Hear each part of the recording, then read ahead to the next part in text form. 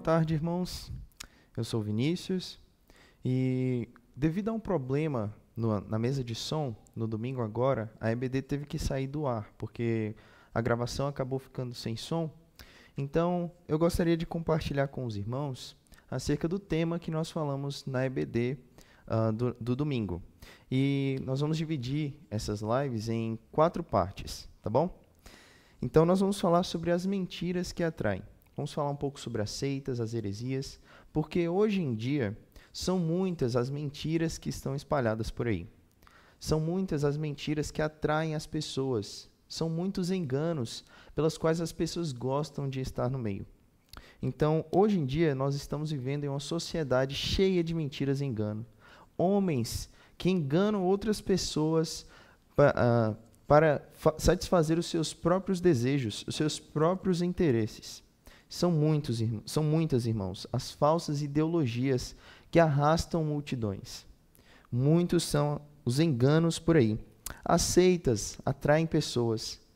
As seitas, irmãos, elas espalham mentiras e elas atraem pessoas e as pessoas gostam de estar ali envolvidas nessas mentiras. Nós, irmãos, crentes em Cristo Jesus, devemos nos posicionar e combater essas mentiras para conservar a sã doutrina, para conservar a verdade do Senhor. As Escrituras do nosso Deus nos dão as ferramentas que precisamos para combater essas mentiras. Abram, por favor, as suas Bíblias em 1 Coríntios, capítulo 13. 1 Coríntios, capítulo 13, vamos ler o versículo 6.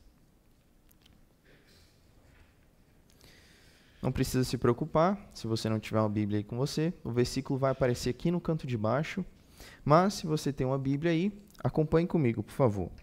1 Coríntios 13, versículo 6. Diz o seguinte: não se alegra com a injustiça, mas regozija-se com a verdade. Essa deve ser a nossa direção, deve ser a nossa base. Nós devemos nos alegrar na verdade, devemos estar contentes na verdade.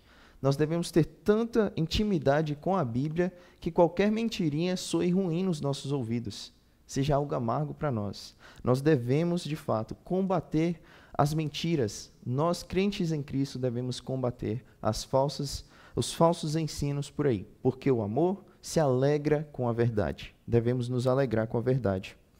São 3 os pilares essenciais para a fé cristã, irmãos. Primeiro, a Bíblia. As Escrituras são a base da nossa fé. Nós aprendemos sobre Cristo através das Escrituras, porque a Bíblia é uma história unificada que conduz até Jesus, que aponta para Jesus. A Bíblia, então, é um dos pilares da fé cristã. A salvação em Cristo também é um dos pilares da fé cristã. Somos salvos pela fé em Cristo Jesus. Qualquer pessoa que acrescente algo a isso, ou tire isso, está ferindo um pilar da nossa fé. A salvação é somente pela fé em Cristo Jesus. É um dos pilares da nossa fé. Também, irmãos, a Trindade é um dos outros pilares da nossa fé. Nós conhecemos Deus como um só Deus que se manifesta em 3 pessoas diferentes: Deus Pai, Deus Filho e Deus Espírito Santo. Muitas pessoas tentam atacar, por exemplo, a divindade de Jesus. Dizem que ele era só um homem importante. Ele não era Deus. Mas nós sabemos que, sim, Jesus Cristo é o próprio Deus. Jesus é Deus, o Espírito Santo é Deus, o Pai é o próprio Deus. Um só Deus que se manifesta em 3 pessoas diferentes. Então, irmãos, abram comigo agora as suas Bíblias no livro de 2 Pedro, capítulo 2, versículo 1. 2 Pedro, capítulo 2, versículo 1.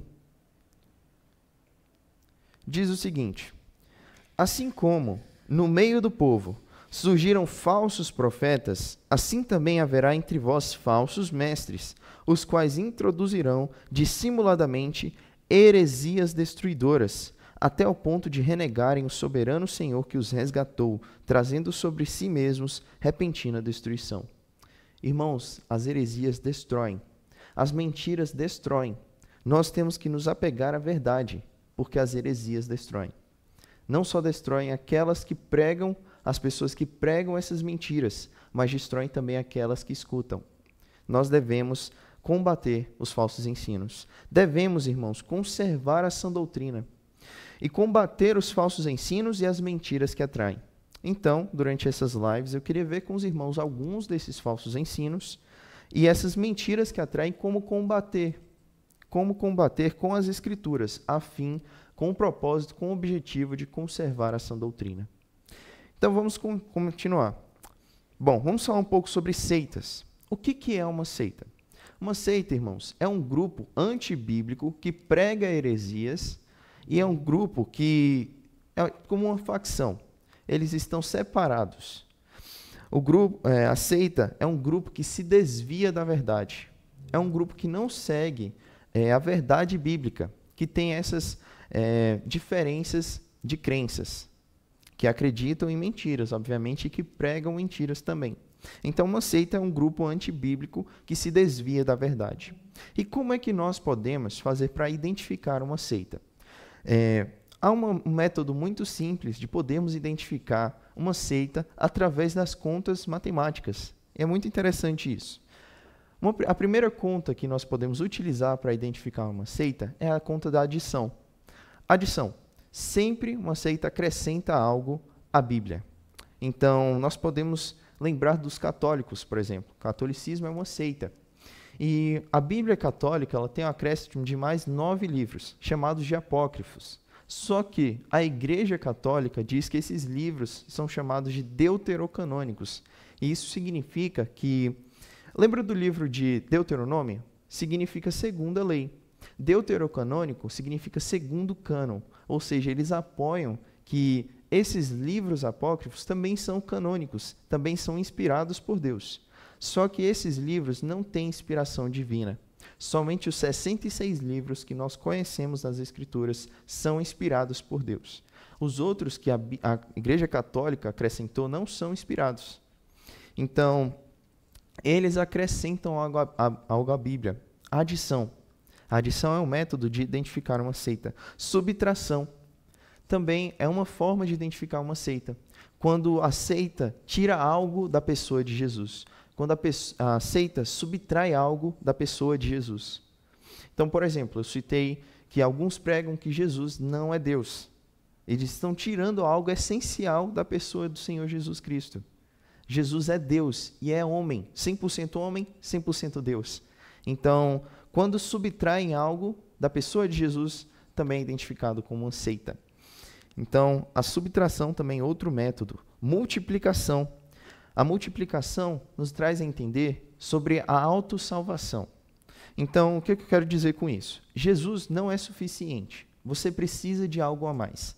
Algumas seitas também pregam que você, se esforçando, praticando boas obras, pode alcançar a sua própria salvação. Não é só Jesus o que você precisa para ser salvo. Você precisa de Jesus e você precisa fazer boas obras para ser salvo. Então, olha só, multiplicando as formas que você pode ser salvo. Então, multiplicação também é outra forma de identificar uma seita. E, por fim, a divisão. A divisão é onde entendemos uma das maiores características das seitas. Praticamente a maioria das seitas crê dessa forma. Eles creem no exclusivismo. O que eu quero dizer com isso? Somente dentro daquela seita, somente dentro daquela organização, daquele grupo, há salvação. Se você for de outra igreja, você está perdido. Você precisa estar dentro da Igreja Católica, por exemplo, para ser salvo. Se você não estiver lá, você não vai ser salvo. Divisão, exclusivismo. Então, a divisão é uma das formas que nós podemos utilizar para identificar uma seita. E eu vou citar aqui agora um exemplo de algumas seitas. Nós falamos bastante sobre o catolicismo, por exemplo. Então, vamos entender um pouco mais sobre algumas coisas que eles creem e que eles entendem. Bom, falei dos apócrifos. E dentro dos apócrifos, dos livros apócrifos na Bíblia Católica, tem um livro chamado Segundo Macabeus. E esse livro conta a história de uma guerra que aconteceu de verdade. A guerra entre os macabeus e os gregos. E o porquê que aconteceu isso? Os gregos, eles foram até a região de Jerusalém e foram sacrificar uma porca ali no templo. E aí, os judeus, dentre eles o seu líder, ele era Judas Macabeus, ele e mais algumas pessoas guerrearam contra os gregos porque eles não aceitavam o sacrifício de um porco dentro do templo em Jerusalém. E eles acabaram vencendo essa guerra. Então, alguns dos livros apócrifos têm informações que aconteceram de verdade, informações históricas. Esse livro de 2 Macabeus narra essa guerra, por exemplo, e realmente ela aconteceu. Só que esses livros não são inspirados por Deus. Como nós vamos ver, tem muitas heresias dentro desses livros.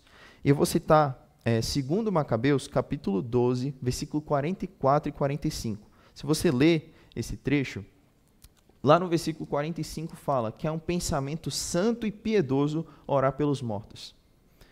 A oração pelos mortos, irmãos, é uma coisa que a Bíblia condena. Lá em Isaías, capítulo 8, versículo 19, a Bíblia repudia a oração pelos mortos.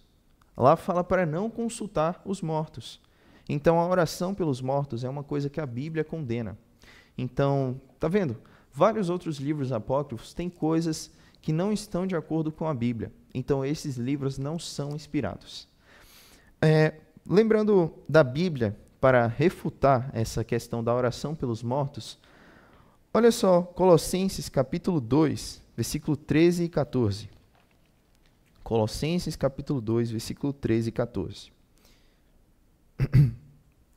Diz o seguinte: E a vós outros, que estáveis mortos pelas vossas transgressões e pela incircuncisão da vossa carne, vos deu vida juntamente com ele, perdoando todos os nossos delitos, tendo cancelado o escrito de dívida que era contra nós e que constava de ordenanças, o qual nos era prejudicial, removeu inteiramente, encravando-o na cruz.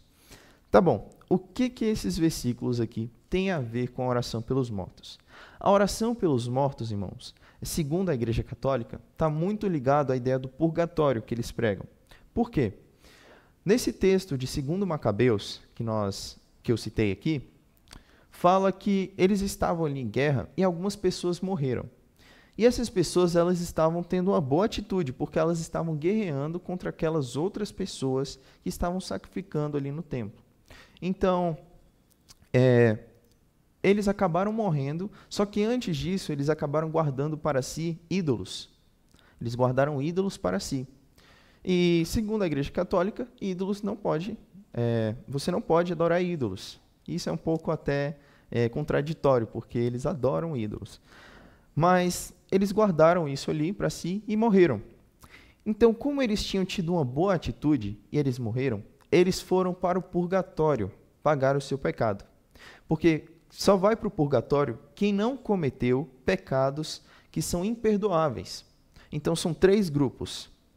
O primeiro grupo é o grupo que pecou de forma que não tem perdão para esse pecado que ele cometeu, então ele vai direto para o inferno.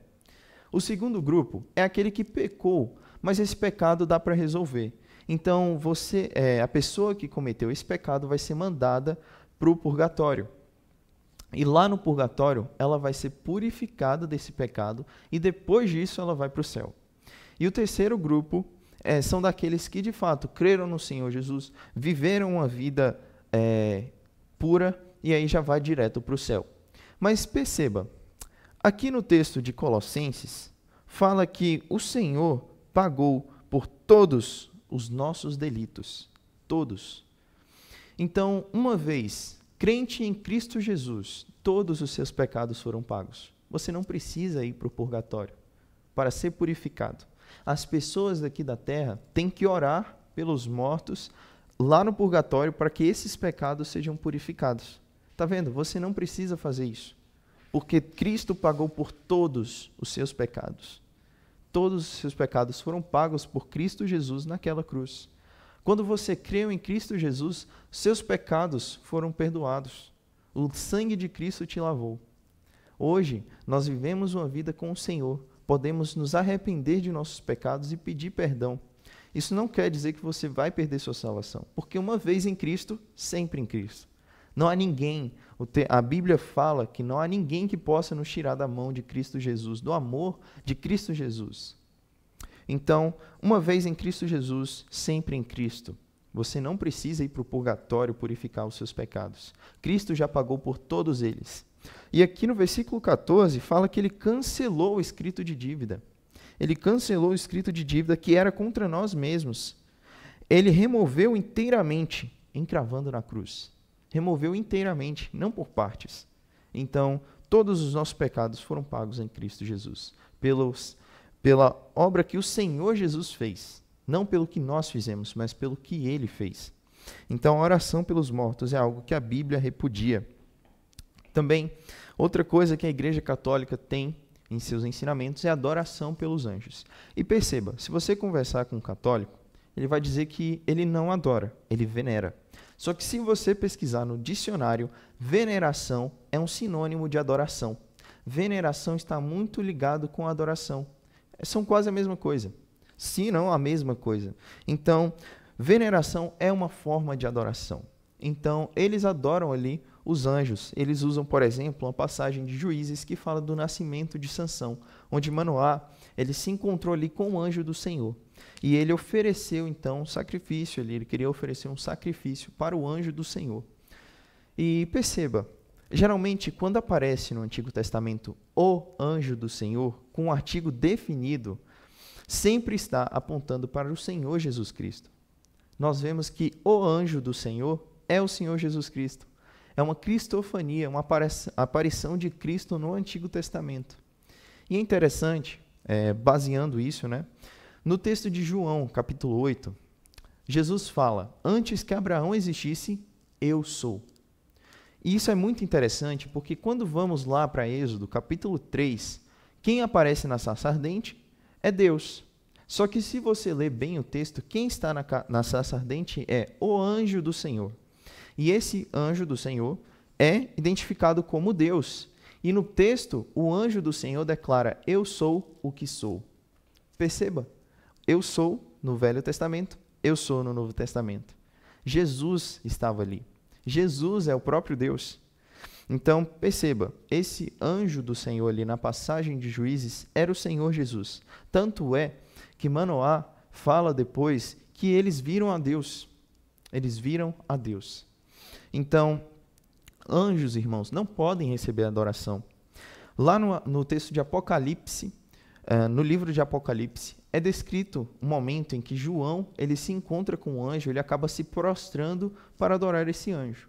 Mas o anjo fala assim para ele, não faças isso, adore somente a Deus, porque eu sou conservo teu. Então o anjo repreende a João por tentar adorar ele. Então anjos não recebem adoração, irmãos. Então tenham isso bem claro, a Bíblia não apoia a adoração aos anjos. A adoração é somente a Deus. Adora somente a Deus. Então, somente a Deus a adoração. Outra coisa que a Igreja Católica prega, Maria, Mãe de Deus. Isso aqui é um perigo, porque muitas pessoas acabam caindo nessa. Isso é um silogismo, irmãos. E o que é um silogismo? É quando você pega afirmações verdadeiras e você constrói uma afirmação falsa em cima disso. Então, por exemplo, Jesus, ele é Deus. Essa é uma afirmação verdadeira. Maria é mãe de Jesus. Essa é uma afirmação verdadeira também. Logo, se Jesus é Deus e Maria é mãe de Jesus, então Maria é mãe de Deus. Essa afirmação é uma mentira, porque Deus ele não teve um começo. Ele não foi criado. Ele é, desde a eternidade, ele é. Ele sempre existiu. Então, Maria não é mãe de Deus. Deus não foi gerado por um ser humano. Deus, ele sempre existiu. Jesus é Deus, sim. Mas ele se fez carne, nascendo por meio da Virgem que concebeu ele. Então, Maria, mãe de Deus, é uma heresia. Maria também como intercessora. E os católicos adoram Maria. Maria é tida como até uma co-salvadora para eles. E ela intercede pelos pecados que eles cometem. Só que a Bíblia não ensina isso. A Bíblia, lá em Hebreus capítulo 7, versículo 25, diz que Jesus é quem intercede por nós. Jesus é o nosso intercessor. Lá em 1 João capítulo 1, versículo 9, capítulo 2, fala que nós temos um advogado que nos auxilia. Então, o Senhor Jesus é quem intercede por nós, é quem está ao nosso favor. Então, nós precisamos do Senhor Jesus, não de Maria. Então, são alguns ensinamentos do catolicismo.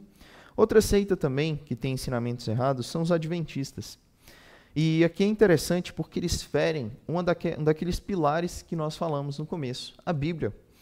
Eles defendem que a Ellen White, que foi ali uma mulher que é tida como uma profetisa para os adventistas, os livros que ela escreveu têm um valor maior do que a Bíblia. E isso é muito terrível, irmãos. Perceba, palavras de uma mulher pecadora como nós têm valor maior do que as Escrituras, que nos ensinam sobre o maior Salvador. Então, irmãos, tomem cuidado com essas heresias. Ellen White não é superior à Bíblia. O que ela falou não é superior à Bíblia. A Bíblia é a palavra de Deus. Se você está dizendo que Ellen White tem palavras que são superiores à Bíblia, então você está dizendo que ela tem palavras superiores a Deus. Porque a Bíblia é a palavra de Deus, não de homens. Então, irmãos, tomem cuidado. O Adventismo também ensina sobre a purificação do santuário. E o que aconteceu aqui? No começo da Igreja Adventista, quem fundou, basicamente, a Igreja Adventista foi um homem chamado Guilherme. E esse homem era um batista, e ele acabou indo para um outro grupo e formou o Adventismo ali. E ele foi caracterizado por tentar adivinhar o dia em que Jesus iria voltar. Ele tentou uma vez e não deu certo. Então ele refez o cálculo, tentou a segunda vez e também não deu certo. Então depois disso, Guilherme se arrependeu do seu pecado. Ele se arrependeu do seu erro e voltou para a Igreja Batista, arrependido do erro que ele tinha cometido. Só que o que aconteceu? Os seguidores dele deram prosseguimento ao Adventismo. Então Ellen White foi uma dessas pessoas e ela tentou disfarçar esse erro que eles tinham cometido e disseram que Jesus de fato voltou. Só que ele não voltou para a terra. Ele ficou no santuário entre o céu e a terra, purificando o santuário para a subida da igreja. Então, Jesus ficou nesse santuário ali, purificando ele. Só que perceba, irmãos, por qual motivo Jesus iria purificar o santuário, sendo que ele completou a obra na cruz? Jesus pagou por todos os pecados. Jesus está glorificado à destra de Deus. Lá em Atos capítulo 8, fala que Estevão viu Jesus assentado à destra de Deus. Jesus está assentado à destra do Pai, irmãos. Ele não precisa purificar o santuário, porque ele já fez a obra. A obra foi completa lá na cruz. O sangue de Cristo pagou, limpou todos os pecados. Então, mais uma heresia que o Adventismo prega. E essa daqui, a terceira, irmãos, é terrível. Satanás como coautor da nossa salvação. Perceba, lá em Levítico capítulo 16, é um trecho que fala sobre os sacrifícios de 2 bodes. Um bode seria sacrificado no templo e outro bode seria enviado ao deserto como um símbolo de levar os pecados do povo. E nesse texto, os adventistas dizem que o bode que ficou para ser sacrificado era Jesus, mas o bode que foi enviado para o deserto era Satanás. Então, Satanás carregou os pecados. Perceba como isso é terrível. Lá em Isaías, capítulo 53, fala que Jesus tomou sobre si as nossas iniquidades. Na verdade,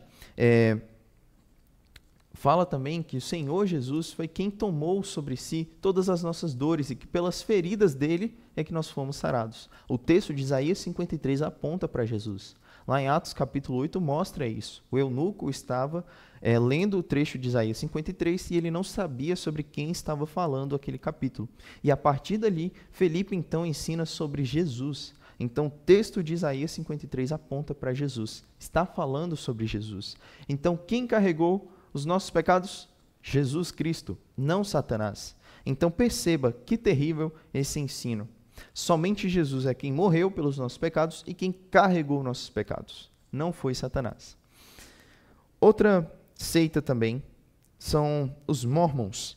E os Mormons, eles têm alguns ensinamentos terríveis também, irmãos.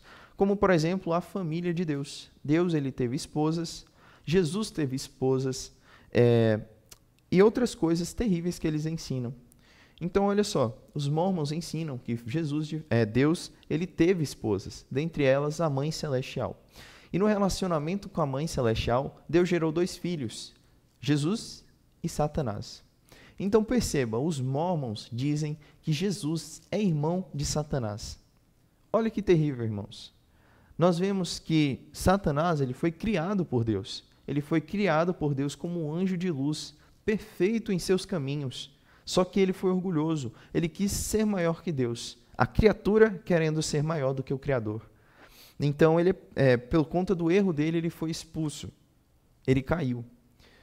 Então, irmãos, Jesus, ele é o próprio Deus.